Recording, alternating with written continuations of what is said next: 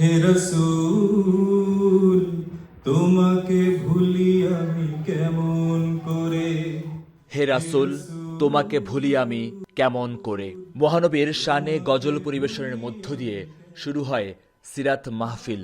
তায়েফের কাফেরেরা চিনলো না হে আলো, দুষ্টু ছেলেদের পিছু দিল লেলিয়ে। চলছে আরবি বছরের রবিউল আউয়াল মাস, যে মাসে মুসলিম সম্প্রদায়ের সবশেষ নবী হজরত মুহাম্মদ সাল্লাল্লাহু আলাইহি ওয়াসাল্লাম জন্মগ্রহণ করেন।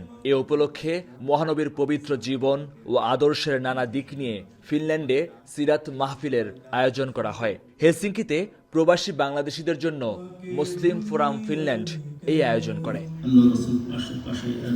মাহফিলের প্রধান আলোচক ইংল্যান্ডের লেখক ও গবেষক শাইখ আব্দুস সালাম আজাদি। মহানবীর জীবন, তার মানবিক মূল্যবোধ, নৈতিকতা এবং সমাজ গঠনে তার আদর্শ নিয়ে বক্তব্য রাখেন তিনি। এবারের যে বিষয় ছিল মহানবী সাল্লাল্লাহু আলাইহি সাল্লামের জীবনের উপর, সিরাতের উপর। সিরাতের গুরুত্ব অপরিসীম এবং আমাদের বিদেশে এবং আমাদের যে বাচ্চারা তাদেরকে সিরাত জানানোর জন্য আমরা এক বিশেষ আয়োজন করেছি এবং আমরা আমাদের যে ইলম একাডেমি মাদ্রাসা এখানেও পাঠ্য বই সিলেবাসে আমরা সিরাত অন্তর্গত করেছি। যেহেতু এটি মাহে রবিউল আউয়াল মাস, সেক্ষেত্রে সেই জন্য আমরা প্রতি বছরের মতোই যেহেতু ওয়াজ মাহফিল আমরা আয়োজন করি, এবছর আমরা চিন্তা করেছি যে আমরা সিরাত মাহফিলের আয়োজন করব। আমরা এটিকে আরও আকর্ষণীয় করার জন্য এখানে আমরা কাহুত প্রতিযোগিতারও আমরা আয়োজন করেছি।